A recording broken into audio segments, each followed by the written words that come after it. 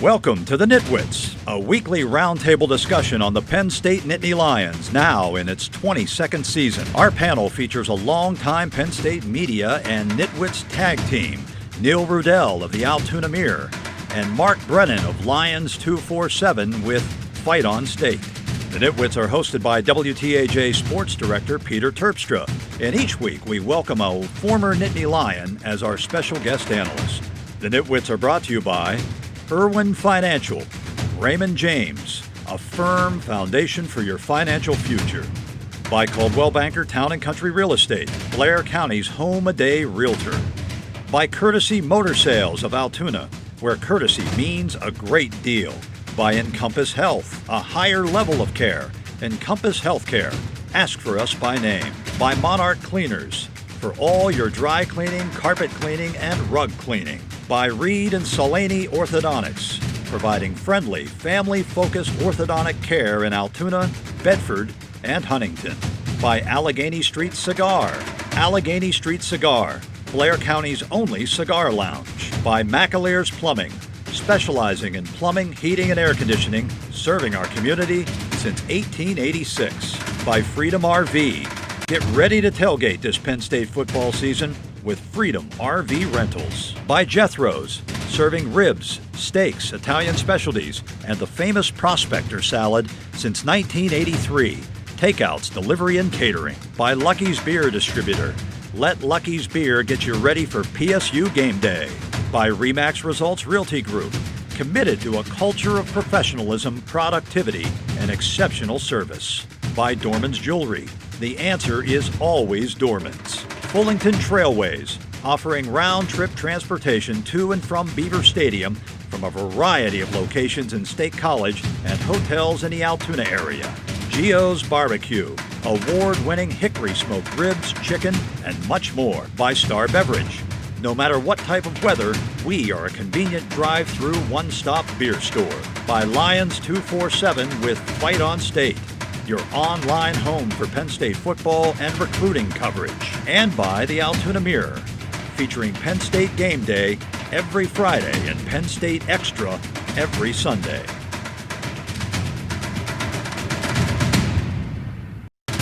Welcome to Nittany Nation Overtime. And welcome into Nittany Nation Overtime. I'm Jack Washer filling in for Peter Terpstra, who's still on his way back from Iowa City, joined by the Nitwits, Mark Brennan, Neil Rudell, and former Penn State quarterback Wally Richardson. Thanks so much for joining us, Wally. Thank you for having me. Good to be here. All right, big win last night. Penn State takes down Iowa on the road, ranked opponent, 17-12 the final. You were the only one of us that was there that had a media obligation. What was the environment like kind of after the final seconds tick to zero? Well, I'd like to start by saying, hey, hi, hello. Right. Let's get that out of the way first. But listen, I think it's more important, Jack, to talk about what the atmosphere was like before the game. When you go to Iowa City, and Wally, you know this, Neil, you know this, I'm not sure if you've been there, Jack, but that is a legit home atmosphere. I mean, you are talking about, it's packed with great fans outside tailgating, and then once they get in the stadium, it's a great atmosphere. So I would preface everything we say about this game by saying any night game win at Iowa is a good win. And I also think the other side of it from Penn State is this team is showing that it could overcome adversity, even if it's creating some of the adversity itself, especially on offense, where it was kind of operating in fits and starts. At the end of the day, that offense came through with a key 4-minute drill and then kind of put the game to bed in the final minute and a half or so. So I think overall, a lot of good things. But again, there were some things with the offense that I think they really have to get straightened out moving forward. The offense has yet to really establish an identity. You're halfway through the season. You're undefeated, which is great, but you're going to need to get a little bit more consistent, a little bit more of an identity moving forward. I like the hey, hi, hello. You beat me to it. What impressed me was that they're showing that they can win in different ways. I think they've established that they want to be a big play offense, and yet they beat Kirk Ferentz at his own game. They settled into a defensive, run-oriented special teams. Gillikin had a great night. The defense was tremendous. And they were sort of content to play field position.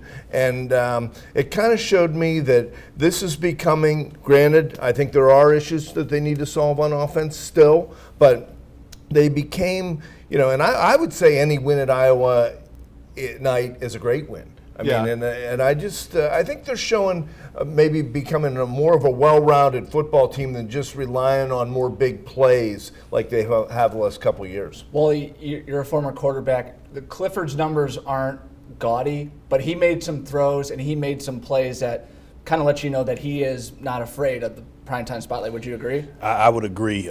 Sean's had some great opportunities to make some plays, and he had a couple of nice runs last night. Made some throws when he had to, and that's what you need out of your quarterback, just being consistent. I think the more that he plays, he's going to do a better job moving forward. You know what I like about him, and we've touched on this. Obviously against Maryland, he was lights out. I mean, he was just dominating the whole game. But he's had a few games this year where he struggled, especially early, and he did not let that get him down. I think that's the sign of a really good quarterback, because when you're playing in the Big Ten, it's not all going to be easy. And I think people tend to forget that there were times when Trace McSorley, even in the stretch where he was playing as well as he was later in his career, where he struggled. But what was the key with Trace McSorley? He always put them in position to win at the end of the game. And I think we're starting to see Sean Clifford develop that. When they really need plays, he's coming through with them. Yeah, particularly the big 3rd and 10 run that put them right down in the red zone. And hey, we can't go too long without mentioning Noah Kane and I know there's been a lot of discussion. We've had a lot of it. But hey, I think that it's really working out. 22 carries. And when he was supposed to be in there late, he was. When it was clear who should be in there, the rotation might have gone kind of sideways, and he's established himself at least as the best tailback at this point. How about Blake Gillikin? I think the big thing, I think Franklin said, starting field position for Penn State was their own 34. Iowa's was the own 18. And Gillikin was a big reason why that. I think someone tweeted out, I think we had the tweet that Gillikin posted. Someone's like, I think my brain must be off or something like that. Or is Iowa always starting the ball inside the 10-yard line? And Blake Gillikin after the game goes, hate to see that. And I think that played a huge role. I mean, the defense we know is elite, but if you're forcing Iowa to go 90 yards against that elite defense, I think the combination of that is deadly. Yeah, that's what you want, making a team go 90 yards, 85 yards, whatever the case may be, against a quality defense. That's hard to do, to string drives together. And people make mistakes. They're not where they're supposed to be. And our defense has done a really good job so far this year, and that's one of the strengths of our team. So it was good to see them play the way they did last night. Yeah, do we need to say welcome back, Blake Gillikin? Because he hasn't shown that sort of consistency in a game. I can't recall for the last season and a half. And the really weird thing was he kind of got banged up. He got run into by his own player, and after that happened, he was kind of running around the sideline. We were wondering if he was going to come back. Stout was warming up, and then he comes in. That's a sign of a tremendous player, I think, that you get banged up and your team needs you, and you come back and you perform like that under pressure. But if he can keep this up through the end of the season, that's going to be a great weapon, especially, Wally, as you're saying, when you pair it with that defense, wow. Yeah, he could have been really the player of the game if you would award it as such. Kane was mentioned, but how about Robert Windsor? I mean, at the beginning of the year, he said his goal was to be the best defensive tackle in the country, and I almost got whiplash. I mean, just because he hadn't necessarily shown that kind of pedigree up to now. But boy, he played one of the great defensive tackle games that we've seen for a while. But don't you think that's a case of and Wally, you could speak to this probably better than anybody, but sooner or later, don't offensive linemen have to kind of pick their poison? So are you going to focus on those defensive ends? And if you do that, then what's going to happen? That's going to open it up for the D tackles, right? Yeah, I mean, same offensively, like you're saying, Etor on the end, Shock on the end, those guys have been very good at rushing the passer this year, so you want to neutralize them and try to make somebody else. If you're going to beat us, these guys have to step up and do what they need to do. And Robert did an excellent job last night, just getting in there and pressuring the quarterback, getting some hits on him, doing what he needed to do. And it was a big boost for the defense to have him play like he did. Franklin always preaches 1-0 every week. You were on the field. Did last night's win seem like a bigger deal than normal wins. He seemed fired up, going high five and everything. 1.5-0. Yeah, I don't know. I mean, he's usually pretty fired up after every game when you're down there. And I know you're down there for all the home games. I think what he was really fired up with was that so many Penn State fans were still there, and I think he was drawing a lot of juice from that. So I don't think it was like this one specific game was great, but I think the atmosphere and the fact that they persevered there and that all those fans stayed and were like down by the field late in the game, I think that's what really got to him. All right, coming up next on Nittany Nation Overtime. It wasn't a perfect game, but Penn State, they made some mistakes, but hey, the guys in the Zebras, they made some mistakes too. We'll talk about that next.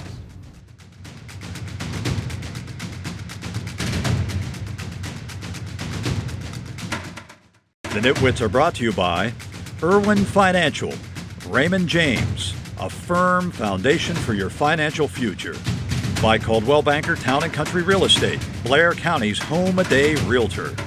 By Courtesy Motor Sales of Altoona, where courtesy means a great deal. By Encompass Health, a higher level of care. Encompass Healthcare. Ask for us by name. By Monarch Cleaners, for all your dry cleaning, carpet cleaning, and rug cleaning. By Reed and Solani Orthodontics, providing friendly, family-focused orthodontic care in Altoona, Bedford, and Huntington. You're watching Nittany Nation Overtime. All right, welcome back to Nittany Nation Overtime. There was a key moment in the game when Penn State got a turnover. They're in the red zone. They scored 3 touchdowns, and yet 0 of them counted. There was a couple that are like, all right, I get that, but the overturned Freiermuth call, I think, was the big one that I don't understand. No how one you could believe it. that. I mean, the announcers, video replay, all the fans.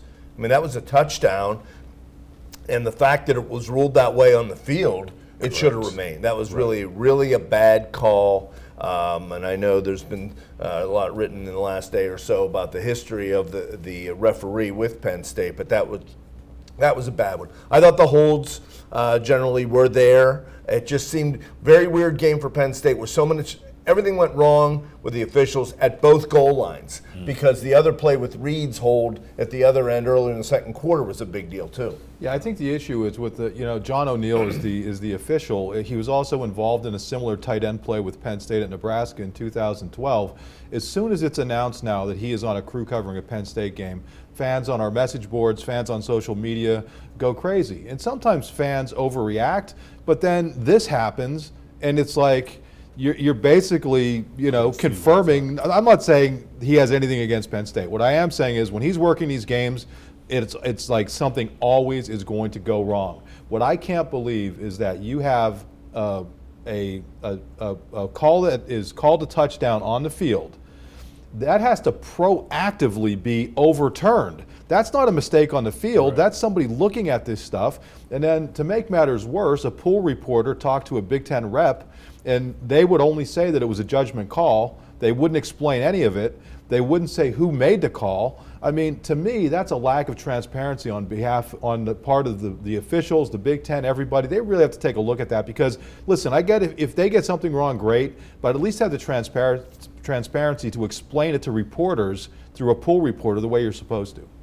Well, now they got a second and goal at the 1, and this bothers me with spread teams. I know it's the way the offense is designed, but how hard is it just for Clifford to go up under center?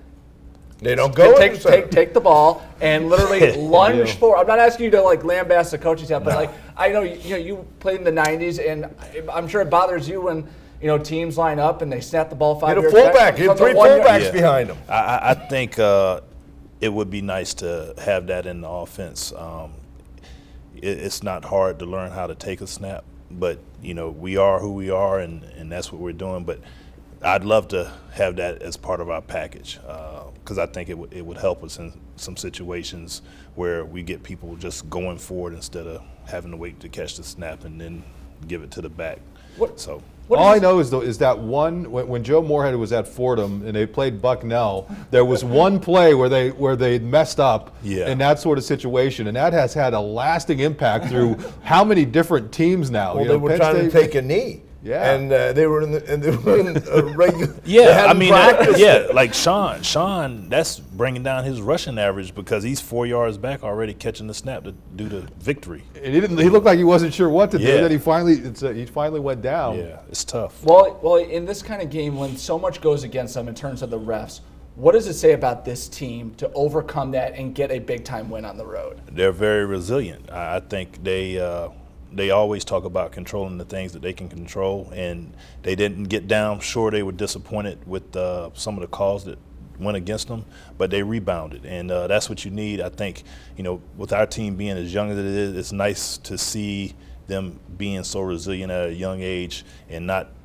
being afraid of the situation and not letting it be too big for them. They knew they were going into a really tough environment last night, and they kept battling through the adversity and keeping things going the way they needed to, and came out of there with the win. So I'm impressed with that. And when you talk about controlling things, you've talked a lot about the offensive line.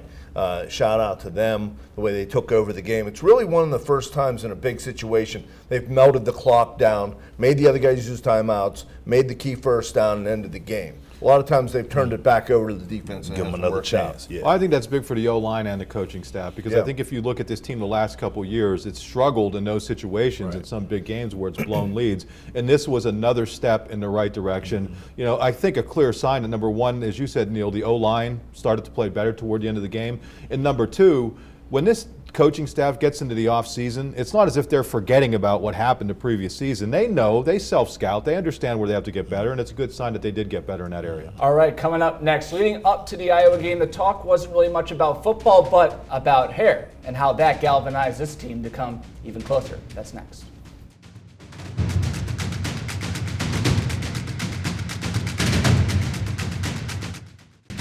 The Nitwits are being brought to you by Allegheny Street Cigar. Allegheny Street Cigar, Blair County's only cigar lounge. By McAleer's Plumbing, specializing in plumbing, heating, and air conditioning, serving our community since 1886. By Freedom RV. Get ready to tailgate this Penn State football season with Freedom RV Rentals. By Jethro's, serving ribs, steaks, Italian specialties, and the famous Prospector salad since 1983. Takeouts, delivery, and catering. By Lucky's Beer Distributor. Let Lucky's Beer get you ready for PSU game day. By Remax Results Realty Group. Committed to a culture of professionalism, productivity, and exceptional service.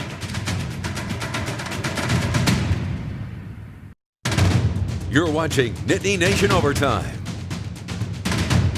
All right, welcome back to Nittany Nation Overtime. Before the game and leading up to this game, a lot of the attention was off the field with the letter to Jonathan Sutherland. And then before the game, Penn State had the shirts kind of in support. Was it in good taste? Was it not? But how do you guys think that Penn State kind of handled that whole situation this week? Well, I thought James Franklin, in addressing it on Tuesday, before even being asked, that is James at his best. And I think it was well handled in that regard. It was a racially insensitive letter, and Penn State got ahead of that. Of course, it ran wild on social media. So I think they did a good job in that regard. Personally, seeing the shirts on Saturday, I thought maybe was not necessary, and I'm sure other people didn't think it should be because they collected them right away. But I thought on Tuesday sending the message of a united front was good. Yeah, I'm not sure the shirts were necessary either, especially when you talk about James Franklin, the way he handled it, the way Jonathan Sutherland handled it. I thought he was fantastic, and the way the players at the press conference, Fries and Parsons, they all really represented themselves very well. Listen, to me, you could talk about hair length or tattoos or whatever. Let's talk about graduation rate. Let's talk about how few players are getting in trouble. You want to knock on wood if you're a Penn State fan. Talk about the big picture stuff and don't worry about this other stuff. Well, I mean, what does something like that kind of do to a team? Well, you care about your teammates. So when one guy hurts, all of them hurt. So I'm glad that they stood behind Jonathan. But like you said, it was addressed earlier in the week, and at this point, I just don't want any distractions for our football team. They just need to limit the distractions and keep playing on and let their play speak for what they want to say. All right, and quickly, Penn State was on HBO this week. 24/7 came in, all access. One big takeaway from each of you. Mine was Sean Spencer on the back of a motorcycle. That will never get old for me. I think that's Penn State wants to be out front. James likes that national exposure. He's good at it. I think the program was well done and gave people a unique view, some of which they hadn't seen. I don't think they could have done a better recruiting video themselves. I don't think they could have done a better hour-long recruiting video themselves. Even with some of the rough edges, a little bit of profanity here and there, it showed that they were human. And I just really thought it painted everything in a really good light. Wally, you live it. You're in the middle of that program every day. Tell us, is that authentic? Is that? It's authentic. I mean, those guys, what you see is what you get. So, I thought the program was nicely done, and people get to see what happens during the course of a week in big-time college football. I'm glad there were no media people involved. Yeah. You drove your car down here, not your motorcycle. I don't ride. All right, coming up next, it is officially Michigan week. It's also the whiteout week. And Coach Franklin, well, he's calling on the fans for Saturday night. That's next.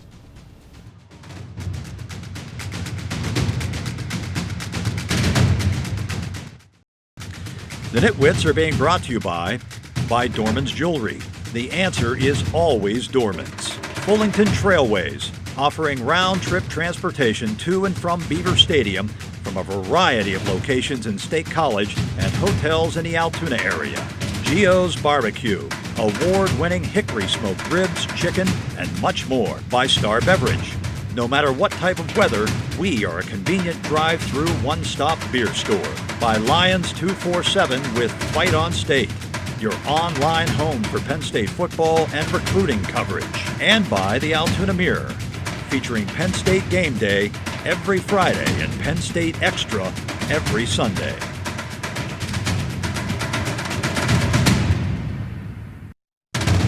You're watching Nittany Nation Overtime. Next week, we need that stadium and that town rocking like it's never rocked before. I'm talking about like vibrating. I'm talking about what's it called when there's a earthquake? Seismic. It's a good word. Talking about it being a seismic event for the entire weekend. Seismic, that's going to be the word of the week as Penn State now gets ready for Michigan. Our nitwit of the week to my right, Mr. Mark Brennan, by a point. I'll take it. Too happy here. The updated standings. Peter, Neil, and Mark all tied at 2. Pressure's on the guest, right? Yeah. Yeah. You have the floor, Mark. Wow, Penn State taking on Michigan. Whiteout game. What are we looking for here? Yeah, Michigan just doesn't. It seems to be such an up and down team this year. Really struggled offensively against Iowa, but played well defensively. And it comes back against Illinois, gets a big lead, and kind of gives it up. I think the fact that Josh Gaddis is the OC there, Penn State knows a lot about what he's going to bring to the table. I look for Penn State to win this game relatively handily. I'm going to go 24-13 Penn State. Okay. Neil? I'm using my my addition by No subtraction calculator. here. Yeah. You know what? I think Penn State's big on motivation. And, although Michigan beat them by 35 last year, Penn State was in a similar situation in 16-17 when they turned that around, a big lopsided loss in Ann Arbor. Michigan, I don't know what to make of them. It did not look like a Michigan team against Wisconsin. They can line up and jam the ball at you, but I just don't have a lot of faith in them. I see it also. I'm going to say Penn State 27, Michigan 14. Dealing with the alumni this week probably is not easy for you, Wally, but give us a prediction on the game. Well, I think we are going to be ready to go 1-0. That's what Coach preaches, so they'll be ready to go. They're excited about the night game, and I'm going to say we'll win 31-12. All right. Wow. And I think Penn State, the last 3 years, it's been blowout, blowout, blowout. And the coaches, they're well aware of what happened the game before. I think Penn State wins this one big. I'm thinking 49-3. I'm thinking they absolutely embarrass Harbaugh to the point where it is. I think you should have to come back next week regardless. I'm telling you, I think Franklin and If Harbaugh, he hits it, Peter can't come back. Hey, hello. Yeah, Goodbye. I honestly think I don't think Michigan is that good. I think we've seen that they're easily exposed. I think under that environment, a whiteout atmosphere, this defense is so good. Michigan's offense barely could score 10 points against a competent defense. I don't see it. Hey, real quick, Wally was Jim Harbaugh's backup in Baltimore with the Ravens. How about that? Yes, I was. Jim is an interesting guy. He's an interesting guy. So I'd love for us to do what we need to do this week and get that W. You gonna call him up this week? Nah, leave him alone. He's got bigger fish to fry than talking to me. All right. Well, Peter will be back unless I get the score right. That's going to do it for Nittany Nation Overtime. We'll be back after the Michigan game. Hopefully, Penn State moving on undefeated and looking ahead to Michigan State. We'll see you then.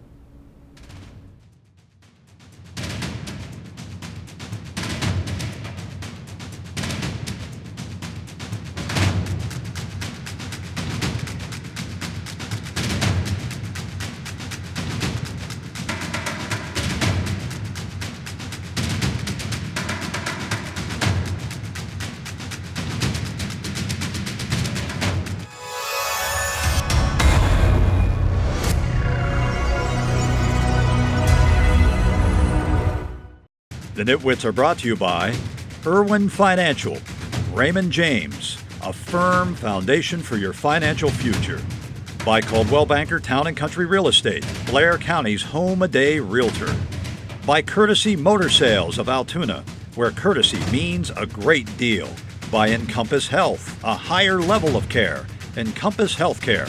Ask for us by name. By Monarch Cleaners, for all your dry cleaning, carpet cleaning, and rug cleaning. By Reed and Salaney Orthodontics, providing friendly, family-focused orthodontic care in Altoona, Bedford, and Huntington. By Allegheny Street Cigar, Allegheny Street Cigar, Blair County's only cigar lounge. By McAleer's Plumbing, specializing in plumbing, heating, and air conditioning, serving our community since 1886. By Freedom RV, get ready to tailgate this Penn State football season with Freedom RV Rentals. By Jethro's, serving ribs, steaks, Italian specialties, and the famous Prospector salad since 1983. Takeouts, delivery, and catering. By Lucky's Beer Distributor. Let Lucky's Beer get you ready for PSU game day. By Remax Results Realty Group, committed to a culture of professionalism, productivity, and exceptional service. By Dorman's Jewelry, the answer is always Dorman's. Fullington Trailways, offering round-trip transportation to and from Beaver Stadium from a variety of locations in State College and hotels in the Altoona area. Gio's Barbecue, award-winning hickory smoked ribs, chicken, and much more. By Star Beverage. No matter what type of weather, we are a convenient drive-through one-stop beer store. By Lions 247 with Fight on State, your online home for Penn State football and recruiting coverage. And by the Altoona Mirror, featuring Penn State game day every Friday and Penn State Extra every Sunday. Thanks for watching, and we'll see you next week.